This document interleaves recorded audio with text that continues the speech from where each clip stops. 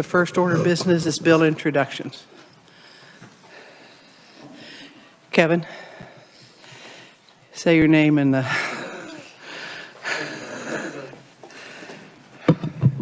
Good afternoon, Madam Chair. I'm Kevin Robertson, Executive Director of the Kansas Dental Association. I have two bills I'd like to ask the committee to introduce on our behalf. The first is RS 2613. It is a bill that is identical to a bill that came out of this committee and passed the House a couple of years ago regarding non-covered dental services. You know what that number was? Do you recall off the top of your head? Oh, gosh. I really don't. I'm sorry. Okay, leave $1 when you leave the room, and we'll be Yes, okay. it's RS 2613 as far as this is concerned. Do you want me to do both of them? Yes, please. The second is RS 2648. This is a dental patient's Bill of Rights bill that we'd like to introduce. All right, thank you. Anyone else with bill introductions? All right, seeing none. Committee, we will have Representative Epley will be down here on Thursday for bill introductions only. So if you want to attend, you're fine. If not, it's only bill introductions. And if you don't trust me, then that's your problem, not mine. I'm watching you, Ellis. And I apologize for my tardiness. I'm recovering from bronchitis. I'm not infectious, according to my doctor right here, right now. Not now. So, but I am out of breath, and I apologize for being late. Okay, committee, I thought it was important for us to perhaps have a brief introduction of our new Secretary of KDHE, so I'll welcome Janet Stanek to the committee. And we'll just start the firing line later, Janet, so don't worry about it. Don't do that. No, Good to this is see a you friendly again. day. We just, you introduce yourself to us and let us know why you decided to do this, who you are, where you come from. Okay, well, great to see you all. I've met a few of you and glad to be here. And first of all, thank you for the great work that you do and to support the health of Kansans. Janet Stanek, Kansan for almost 24 years now. You've probably seen my resume. I'm from Western New York originally with a hospital administration background. Spent the last 21 years before coming to the state in 2020 at Stormont Vale. Last 11 years as the Chief Operating Officer and Senior Vice President. I also have worked in a lot of critical access hospitals and medium-sized hospitals in New York State and Western Pennsylvania. So I'm almost a 40-year careerist in the healthcare field. I came to the state and got to know Representative Land, where when I worked at the Employee Health Plan, I was the director from September of 20 until December of this year, or last year already, when I was asked to consider taking this role. Love the health plan and all the great work that team does for the state, and from both coverage of benefits and making sure we're all getting what we can to take care of our medical needs, as well as our wellness program in our on-site clinic. So the Healthcare Commission was a very important part of my life, and Representative Landwehr did a good job asking me a lot of hard questions there as well. So why did I take this job? I love healthcare, love Kansas. I've achieved a lot of career milestones, so my agenda is only to continue to work and contribute to use my knowledge and my background to help. That's a sincere, honest comment. I have an MBA and then advanced my education in 2014, from 2014 to 16, with a population health graduate certificate from Thomas Jefferson University, a pretty renowned program to look beyond just sick care, but to look at well care and look at socioeconomic determinants of health and how things outside of the normal healthcare delivery system impact the health of all Kansas, whether that's, and people in general, of course, but, whether they have transportation, a place to eat, a place to get their food. How are all those impacting decisions on healthcare? So I could go on and on about that philosophy, but I'm here to serve and here to carry on the good work of the KDHE team. Since I've been with us in this role for about 7 weeks now, my first order of business was to get in and support the staff. We have 3 divisions in our super agency: Medicaid, big area; public health, huge area with COVID especially; and then another huge area, which is environment, which I've immersed myself in, My goal is to try to align the different initiatives that are going on in those programs to see how they can intertwine and we can leverage and be more efficient. Responding to COVID could be a whole topic in itself, and I know there'll be a lot of hard topics and hard issues there. I am fortunate to come on the, I hope, the downside of that, where the systems have been put in place. You've all supported initiatives and know the uphill battle we've had trying to get the health of Kansans under control, and I continue to meet with stakeholders inside and outside. Kansas Hospital Association, Nursing Association, Nursing Home Association, and others, local health departments. So I'm doing as much as I can to dig in. So I'll stop there and say, again, thank you for your work and your support, and see if you have any questions in this brief introduction. This will probably be the easiest day that you have before some of the committees over here, Janet, but we appreciate you taking the time and coming over and introducing yourself. Committee, do you have questions for Janet? We're not going to get into a bunch of the policy stuff, but Representative Barker. Thank you, Madam Chair. Thank you, Madam Secretary. You know, every time we get a new secretary, they've got priorities. What would be the first 5 or 6 priorities that you want to work on with this committee or other committees over here with the legislature? I think my first priority is to understand where you're all coming from on some of the bills that are introduced and what's missing and what's not in place. My second priority is to support my team, because without getting, and I was when I asked to take this job, I was asked to roll my sleeves up and get involved, and I'm doing that. If you don't have a good infrastructure, you don't have a good program. And infrastructure starts with the team. Do they have the tools, the resources, and so forth? So I'm doing an assessment of that. Identifying key stakeholders is another one of my top priorities. Who are they, inside and outside? Are we listening to them? Are we getting all information needed to make decisions when we're crafting policies or making decisions on the executive order, for example, and those types of things? So that's another key priority. I stated previously my other priority is to see where there's I don't like the term silos, but unfortunately when you have 3 divisions in an agency, it could be viewed as 3 different silos. A lot of the work we do across environment, Medicaid, and public health intertwine. Population health is real. Environmental factors are real. They do impact public health. Public health has programs going on. Is Medicaid using all the programs? Or is public health leveraging all the programs Medicaid has, et cetera? So probably trying to align initiatives. So I hope that gives you kind of a flavor where I'm coming from. It does, and thank you very much, Madam Secretary. Thank you for the question. Thank you, Madam Chair. Committee, are there further questions for Janet? Janet asked me how rough we would be on her, and I said, well, as long as you come in with answers, and if you don't have the answers, you turn around and your staff has the answers, that we'll all get along fine. We may not like them, and that's okay for us to agree to disagree.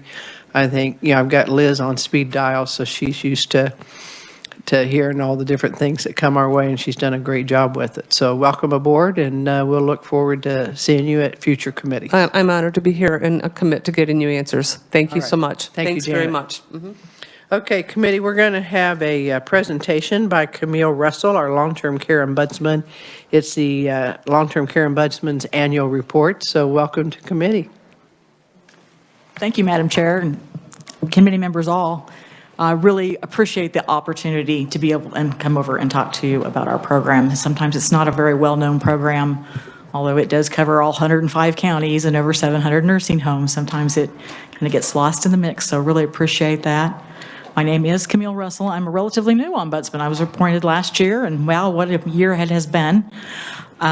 So part of the year, one of the first goals that we had was to actually get back in the nursing homes. When I was appointed, we're not allowed in the nursing homes yet. So that was the first goal, was to get back in the nursing homes.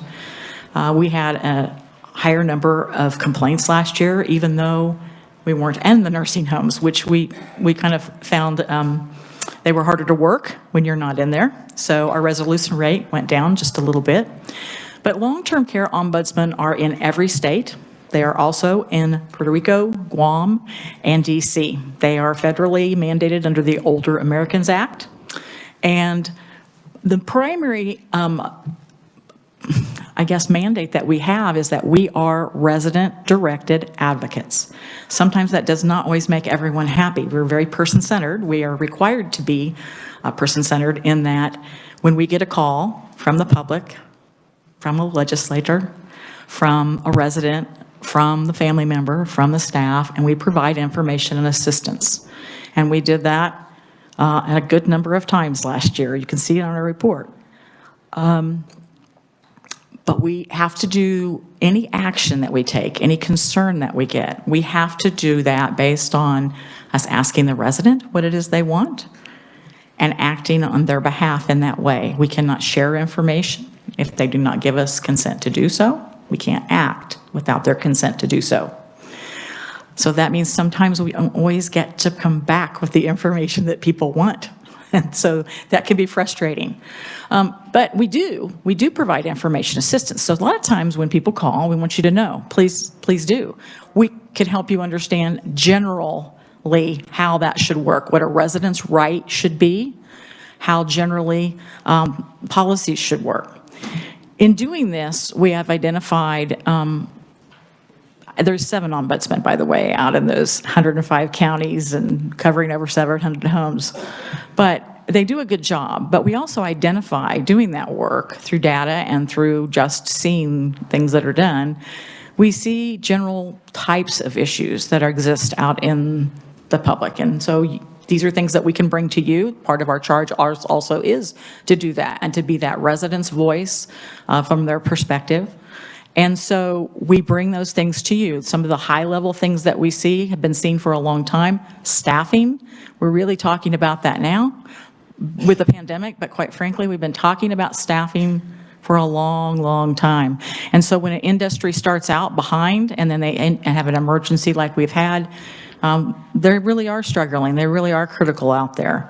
And so we would ask, as you are hearing things and you're doing your work, and it's much appreciated, that keeping in mind that the end result to that resident that lives in that home, to our fellow Kansans who are working in that home, and we would ask you to keep in mind that we do need more corporate accountability, fiscally and otherwise. Most of our cases this year that we were fighting, and I say fighting, sometimes it felt like, was because those corporate, oftentimes owners outside of the state, are making policies contrary to regulation and law.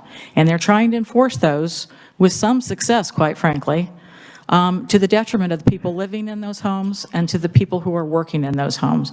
And so we have licensed nurses, licensed administrators, and licensed social workers and others in that home that have those licenses to merit the public trust, but they find themselves caught between honoring that license and between their job. And so that is a huge issue, and so we feel like corporate accountability would be something to keep in the back of your mind. We have the ability to have some accountability through regulation. We're not the ones who cite. It's sometimes important for us to say that ombudsmen are not regulators. We don't do investigations for regulatory reasons or for people to be put on a registry. We do investigations and have the authority to look into anything from the resident's viewpoint, what they want done and what they would like that resolution to be. And they're the sole determinant of that 73% success rate in resolving or partially resolving issues in our report. They are the sole determinant. We don't get to decide, they get to. Very person-centered. That did go down from almost a little over 80% the year before, and I would say that probably is because we do sometimes use tools in the toolbox like the regulators, KDADs, the surveyors, and they were not also allowed in the building for a period of time under a federal mandate. So the Ombudsman program, again, is just a true resident and advocate program. We provide information assistance to anyone that calls us about the long-term care world. Just about, if you could think of a question, we get it. And we don't always have the answer immediately, but we go find it or we find people who do. We address complaints. We do education out in the community and in the facilities. We represent the residents before bodies of legislature like yourselves. Those are the main things that the Ombudsman program does. And we are successful in making individuals. The thing is, people have the same rights as you and I, even if their address is an adult care home. Hasn't really looked like it this last year when they, didn't have their visitors, but they're to have the same rights that you and I have. And so we always approach it from that sense. Additionally, they have some specific resident rights. And sometimes we say if we could just get, we maybe could get away with fewer regulations if we could just get resident rights actually looked at and cited. Because when you look at everything, abuse, neglect, exploitation, freed from that is a resident right. Dignity and respect is a resident right. Most of the resident rights would cover every single other thing that we have issues that we come about and see in the nursing home industry. High-level things that we see, we have guardianship issues in our state. We would love to see the Uniform Guardianship Act looked at in this state. So if that comes before you, we'd love for you to take that into consideration at some point. We believe it will at some point. We have guardianship issues at different levels, overreach, and quite frankly, we have some where we see that you and I probably have a hard time believing it, but I have come to believe it myself because I've seen it. But you could have someone knock at your door and be under a temporary guardianship with very, very, very little due process having happened. It can happen. We see it happen. We're dealing with numbers of those cases. Involuntary discharges. People have a right to receive a 30-day notice, and there's criteria about that notice. And they're not to be threatened to be thrown from their homes. They have rights. We have due process rights if we were renting. They have rights, but we are seeing that in large numbers. Those cases went up, I think, from 115 to 150 some. It's in the report. Cases that we were asked to help. Many, many more cases where the resident already had been left the facility and there's nothing that we could do that we weren't asked to do anything, but many more. And that shouldn't happen. We need more regulatory assistance with that. KDADS needs more assistance, not so many more regulations, but the ability to enforce the ones that we have. Having said that, there is one that I have to say it out loud. We need better ability to enforce and some appeal rights for involuntary discharges in the state licensed nursing homes. It's pretty well outlined for federally licensed nursing homes, but it is there is not a good due process for people in state licensed homes. So we'd like to see that. I think it's important to our fellow residents.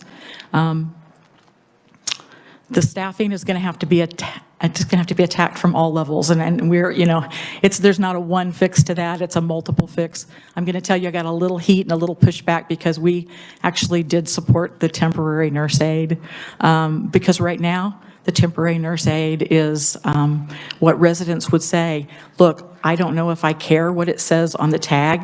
I need someone to help me that's kind and treats me with dignity and respect and is there for me. And right now, the industry is really struggling with staff.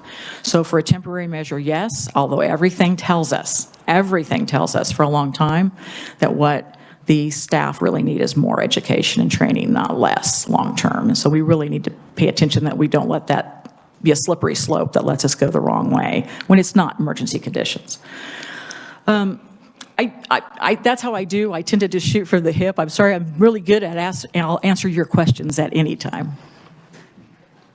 Thank you very much. Committee questions, Representative Epley. Thank you, Madam Chair, and thank you so much for that report. And I don't know if this is the solution or not, but I know we increased nursing home rates last year a bit, and I'm curious to increase pay and to retain staff. Is that a big issue to increase the rates at which we pay our nursing home workers, whether they be CNAs or nurse aides or whatever? I wondered if you could make some comments about that. Well, almost universally, that answer has to be yes. Increasing wages helps, But really, what workers tell us, and I will say we have had more calls this last year than we've ever had from staff. And, you know, they're not so much complaining about the wage as they are complaining about the work conditions, that there are not enough of them to help people, that they are expected to work shift after shift and left without really proper supervision and help. We know we talk about nurse aides, and there's this mindset, I think, in the public to think, oh, nurse. They're not nurses. And they need the support of true nurses there. I think 24-hour RN on site in these nursing homes. And I say that I think those are the studies, that's the research, that's the advocacy across the country is for 24-hour nurses. I do want a little tip that we did some data mining. Just I was curious when they come before us and we had a lot of closures. And in the letters, they were oftentimes talking about they were closing because they didn't get enough Medicaid reimbursement. And I think it goes without saying to have more staff, it's going to require more money. But right now, what we found was there was 25% of the nursing homes right now that were not charging as much as the Medicaid reimbursement for their private pay fees. So it seemed a little disingenuous, at least for some, to make that claim that Medicaid rates were the reason they were closing. If other places can do it and not charge the other folks even as much, it seems, you know, a question to ask. You mentioned that, so what was their reasoning for doing it that way, do you know? What, that they were charging less? We didn't ask them. I could speculate on that, but it would be speculation. One was, we could have some self-dealing. We could have it. It wasn't all, I assumed originally, I did look at that too, and I assumed originally that it was probably just I did think it might be the non-for-profits or small boards that, like in a small community, all of the family members live there, but I'm on the board and, you know, I wouldn't have to pay as much. It wasn't the case. I mean, it was across the board, all different types of facilities that were doing that. Because one of the things that, you know, when people appear before us and they tell us that this here is a problem, Yes, ma'am. and they can't give us the specifics and back it up with all the facts, I get a little bit nervous with that. And I don't know why. And so I'd rather you not bring that as a problem to us if you haven't investigated as to why. That would be my advice to you. Yes, Madam Chair. Representative Arnberger. Thank you, Madam Chair. I have a couple questions, and I apologize. This is brand new to me, so I am just trying to understand. I'm looking at your report. Could you give a reoccurring or most common case example? Oh. Well, would you prefer guardianship, involuntary discharge, Just what is your biggest, staffing? I mean, is there one or two really big issues that maybe we should be tackling as an issue that you come across multiple times? Well, staffing probably, and staffing's the root cause of many of the other issues that occur. So staffing issues and quality of life for the worker in that home probably would be what we would say. But involuntary discharge is something we work on all the time. And we feel like the regulation exists for that to be addressed. We feel like there could probably be a better enforcement mechanism for that, but that there would be more ability to look at those in depth. So when I say that, it's like what they're doing is not so much incorrect as there's just not the resources enough. One thing is multidisciplinary teams within, this is a huge one, multidisciplinary teams within the survey teams. We advocate for that. It is actually recommended by the CMS that contracts with our state that there are multidisciplinary teams. And I say that because nurses do a great job at health and safety issues and looking at those issues. We need some other social workers, dietary, folks like that on those teams to look at it from a person-centered perspective. And then they look at those types of situations differently. When the building knows that it may not get looked at or they may not get cited, and they take their chances sometimes. Okay. They tell us that. The next question on your report, you have on page 5 that there used to be 9 regional offices maybe, and then now it's 7. What's the history behind that? Did we cut recently? Was it in-house, so forth? It wasn't real recent, and I was not here, so it was before me, but it wasn't real recent. But it was not too long after there had been sort of an agreement that the long-term care ombudsman would take on the the veterans' homes. And in that, they were also funded for 2 more positions, so it went from 7 to 9. It wasn't too long after that quite frankly, there was financial conditions everywhere, and there were budget cuts across, everywhere. So while we have the ability to have those full-time positions, we don't have the funding, so the funding was cut. 2 additional positions would be extremely helpful. It is very difficult to cover either the demographic, one half of the state driving. These ombudsman offices are their cars most of the time. So demographically it's hard, but even more so when you have one ombudsman in a city area, metro area, that's trying to cover over 140 homes in some cases. Okay, and my final question, and this is just an ignorance on my part. Could you give me an example, what is a federal licensed nursing home? Okay, so skilled nursing homes are federally licensed nursing homes. So that when there's a higher level nursing care. Adult, when you say state licensed, you would be looking at assisted livings, boarding cares, home pluses, adult daycare, we do that too. So those are state licensed, and there is separate regulations for the state licensed homes versus the federally licensed nursing homes. And survey teams are separate for those too within KDAS. Okay, thank you. That's your questions for the year, Representative Barnberger. Representative Barker. Thank you, Madam Chair. Thank you for being here today. You'd mentioned at your first part of your presentation about problems with guardianships. Yes, sir. And limited guardianships. Could you elaborate on what's the problem? Well, so we don't have limited guardianships. That would be one problem. We don't. That would be, yeah, that might be one problem, actually. Right. So we do have in multiple things. One is we have problems that are being solved by guardianships that perhaps are not. So an example, this would be a good, she asked for an example of a case. Maybe this would be a better one to have shared. We have individuals that will come to, say, a metro area for healthcare reasons, to have some surgery, things like that. Their intention would be to go back home where they came from. But for whatever reason, the hospital does not see fit that they go back to their home at that time. And so they want them to go to a nursing home. Well, we're supposed to have the right to make that choice. But if they will not make that choice, we have hospitals that are actually themselves securing attorneys, filing guardianships, putting professional guardians in place that then we also are finding are not getting the folks even at a later date to go back to their homes, not allowing that. They're not visiting them. They don't know the person. I mean, a lot of the law we have exists is good. It's just not necessarily being followed or enforced.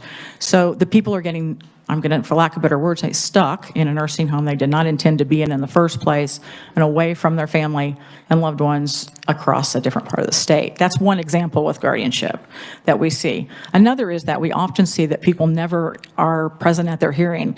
They are appointed. Well, actually, we are finding more cases where we have questioned when we get the call from the person and we're helping them. We're asking them for the paperwork and who's their attorney. And we've actually run into some cases where there had not been attorneys appointed. They had not been served, and those were dealt with, at that point. But they're just not always receiving due process in those guardianships. And then they're overreach when they sometimes are awarded. Okay, thank you. One follow-up, Madam Chair. So you're telling me that there's hospitals that are getting their attorneys involved, filing involuntary guardianships on patients. Of course, they have to, or should, by law, appoint a guardian ad litem attorney for the proposed patient, and they're not doing that? I'm going to say in those cases, we probably are seeing that they are represented. Okay, I cannot think of a case that I'm aware of where that type of did not get representation. I will say we encourage. It's happened as recently as yesterday, as I worked on the holiday, even though I'm a state employee, as that I was talking to a gentleman who He said, my attorney told me I don't need to go to court. I don't know the result of that. We are going to close the case. He's happy, but I can tell you when I've seen that happen multiple times where it might have been beneficial for them to be in court. That's my impression also. Yeah. But they're required to make notification prior to filing a guardianship for any known relative or any interested party, someone who has a close friendship. And you're telling me that they're not doing that? In some cases, that has not occurred, yes. And that is larger metropolitan areas, or? That would occur across the state. Okay. Thank you, Madam Chair. Representative Kelly. Thank you, Madam Chair. You certainly have a big job to cover. Question for what is most often involved in involuntary discharges? Well, there are some valid reasons for an involuntary discharge, and non-payment is one, and so there's things around that. There's some due process with that too, but a lot of times I'm glad you asked that. This is a dear to our heart. So a lot of times it is because they contact us and they'll say, well, it's a difficult person, we can't care for them. They're dangerous or they're aggressive. And what we often find is in almost all cases, they're not a difficult person. They're a person having difficulty, and that difficulty is not being addressed. Their needs are not being met. Our entire system could benefit from a real understanding of person-centered care and person-centered practices and that education in what is that core, what is that root cause for that person. If you or I were told we were going on Sunday afternoon to visit a relative in a nursing home, and we got there, and our family member drove away from us and left us there. And the next thing you know, somebody was trying to put a bracelet on us. They're called Wonder Guards. We might be trying to damage property and take that off. We might be trying to get out of that building because we feel like we've been kidnapped. We might be doing things that other people might depict as being aggressive. And so they just need a better way to be able to communicate with people and deal with people and find out what is important to those individuals to be able to serve them better. And then the aggression.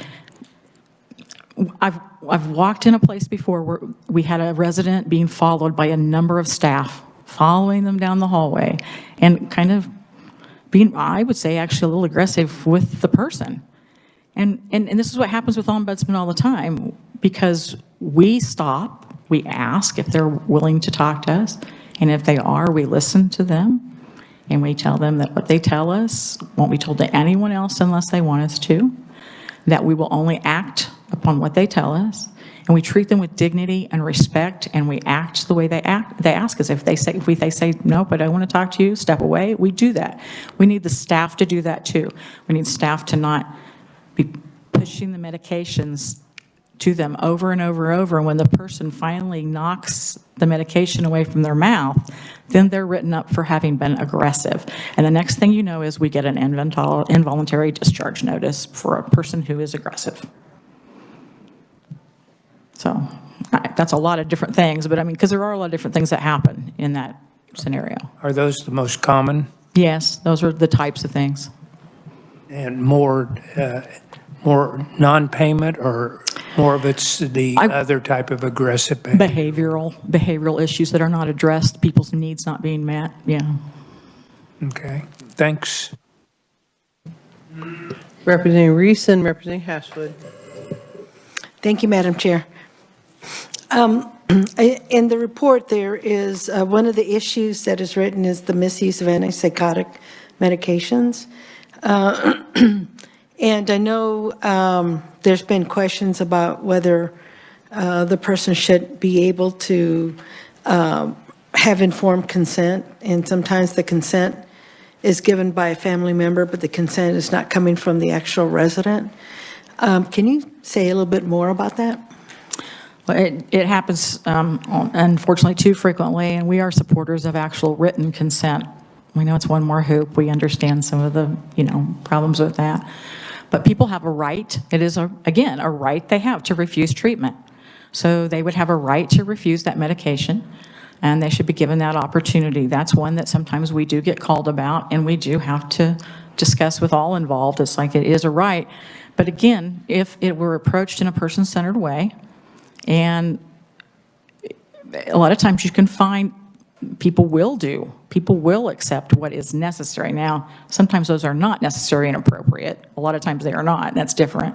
We did see an increase of the use of those medications during the pandemic. We also have found some cases where we cannot find the source of the diagnosis that allowed for the use. And we believe we would like to have KDADs have the MCOs look at those diagnoses to see if they are indeed being properly added, because certain diagnoses will allow for that use. And we just see new diagnoses. Generally, people 85 years old do not develop schizophrenia, but a lot of them have over the pandemic, or a number of them have got the diagnosis. Madam Chair, can I say a little bit more? Yeah, and I know the dangers giving an antipsychotic to an older person, and that there's so many adverse effects to it, and death is one of them. Thank you for any efforts that you're doing with that, and hoping maybe the legislature address this specifically. Thank you. Thank you. Representative Hesswood. Thank you, Madam Chair, and thank you for being here today. I know your job is not glamorous, but very necessary, and thank you for taking care of our elders. Looking through the report, I know it's very number of complaints heavy. In the second section on page, I think it's page 5. My apologies 8. about the pages, yeah. That's okay. It says resident care, and then it says resident care with 267 number of complaints out of 327. I was trying to find the definition of resident care. Can you elaborate more on that? Well, so there are a number of smaller complaint codes that would fall under that, but so most of the care that would be provided by nurses or nurse aides, so those are the things that would have to be provided by those type of staff.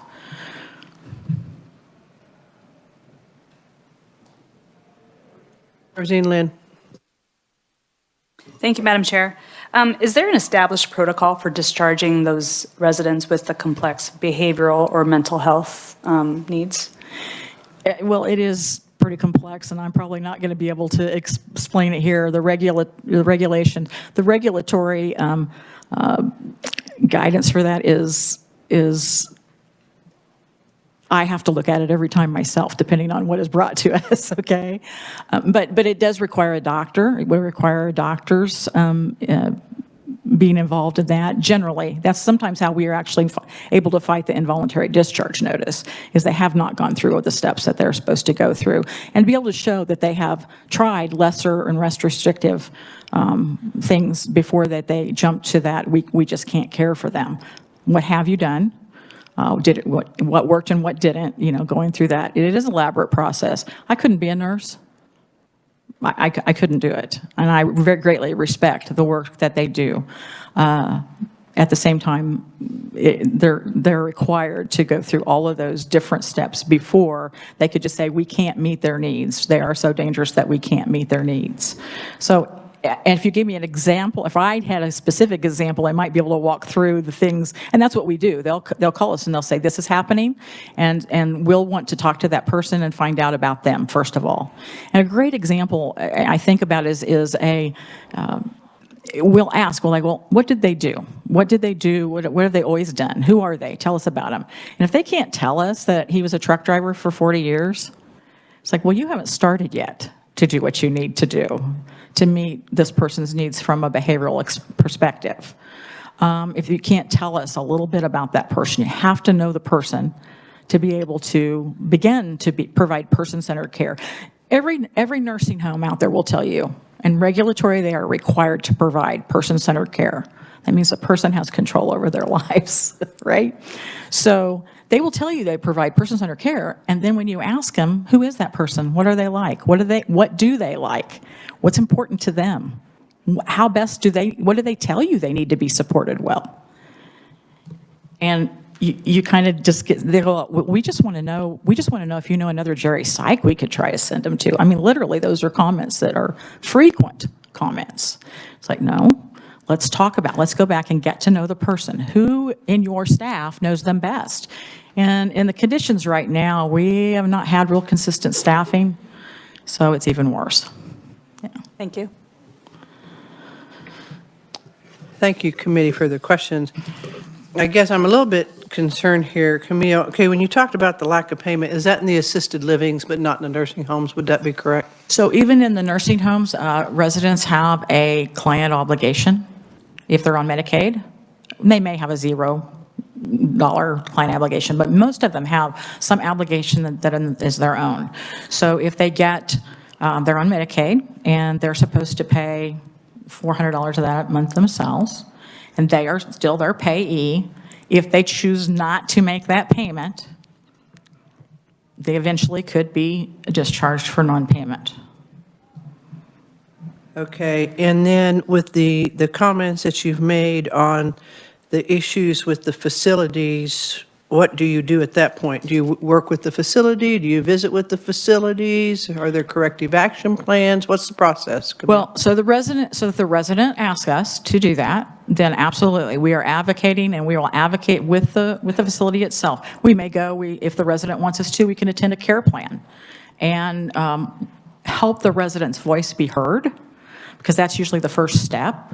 And they're supposed to be the core of that care plan. It's like, this is what is working for me, this is what doesn't work for me.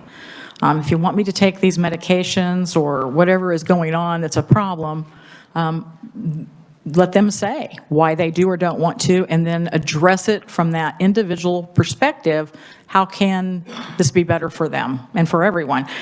We have switched from a medical model under regulation, from a medical model only with just health and safety, to the social emotional model, which means that the person has control. And I can tell you that us all having control over our decisions makes us we make better decisions. You can talk to someone about why a woman 95 years old who wanted to go home.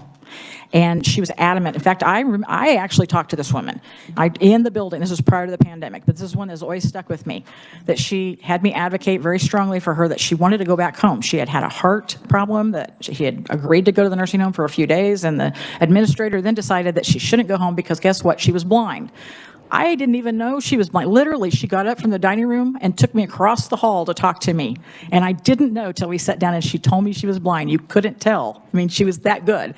But she'd lived at her home for over 50 years blind. But that was the excuse why the administrator was like, well, she says she wants to go home, which that should trigger them to do discharge planning and attempt to help that person.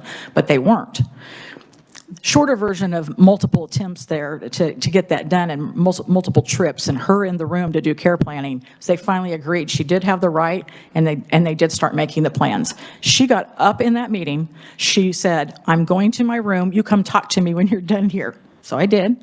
And I went in and she said, all right, I'm calling the real estate agent. I'm ready to sell my house. I'll stay here. But she just wanted control of that choice. And they could have shortcutted a lot of things if they'd just been person-centered about their approach with her in the first place. It's her choice. It's your right. How can we talk about this social-emotional model? Yeah. Elaborate on that, because that's a term that has not been brought up in any of our committee discussions when we're dealing with nursing homes. When did this come about and who put it into place? CMS, the final rule, and so it's been in place for several years, over 5 years now.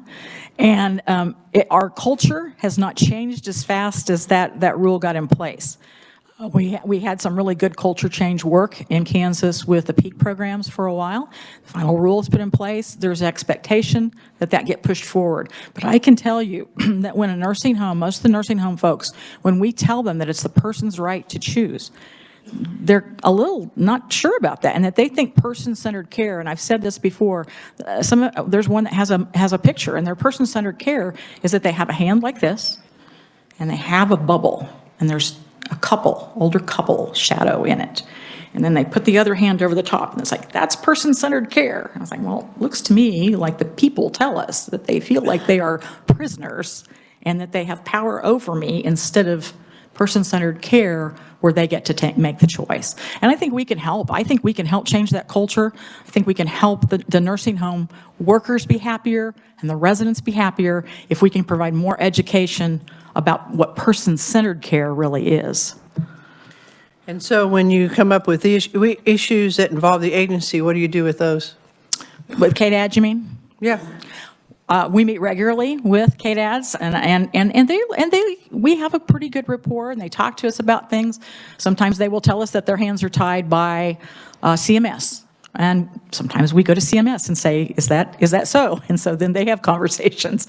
Sometimes they tell us their hands are tied by the resources that just simply do exist, and that's no blame on anyone. We have limited resources.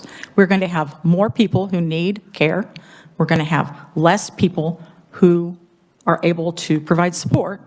So one thing that we can do is we can look at our models of care where we truly are only providing the care that the people really need and want. Most of the residents tell us they are over cared for, particularly those state licensed facilities, that the regulations, and even in the federal facilities, that the folks are so afraid of getting cited that they're afraid to provide the person-centered care, which would alleviate a lot of issues, because what they're trying to do would be everything to everyone, and everyone doesn't need or want everything.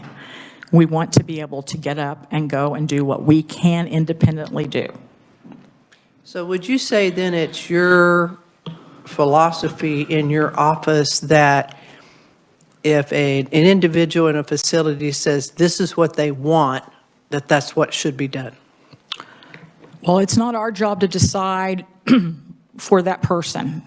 We do have to advocate based on what that person asks us to do. And one of the things when we hire and we're on to work there or hire people, as I said, sometimes you actually have to advocate for things that may not be what we would consider the best interest of that person, but we have to advocate for that. And a personal thing is I often say, it's like I didn't get my fine figure by doing everything that I should do to be healthy.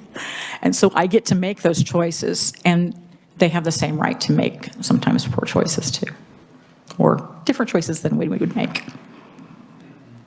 I think it's a little more complicated when we're dealing with some of our senior population. So then what do you do when you have the issue with the legal side of the guardian side, that they're not getting their attorney and stuff? How are you addressing that so that we make sure the law is being followed?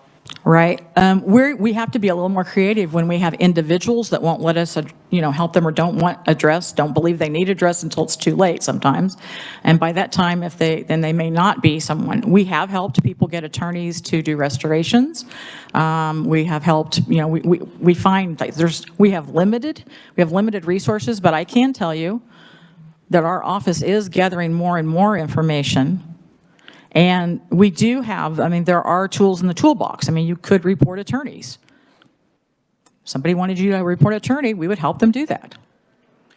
Well, as I sit here and I listen to you, and I'm an individual that has heard for many, many years, and very familiar with a lot of our long-term care facilities in our state, that if I listen to you here today, we're in pretty bad shape. The industry across the country, honestly, is in pretty bad shape. That's not to say there's not some wonderful things going on in nursing homes. There are. Our workers are, for the most part, really struggling to do a good job because of that condition that exists in the industry. Okay, and here's something a couple of things that kind of concern me, and I think I have a resolution for this, is I heard you, we could help. Who is we? We could help what? Who's we? Okay, well, we all can. I think we all have Who's we all? We'll take, but we, ourselves included.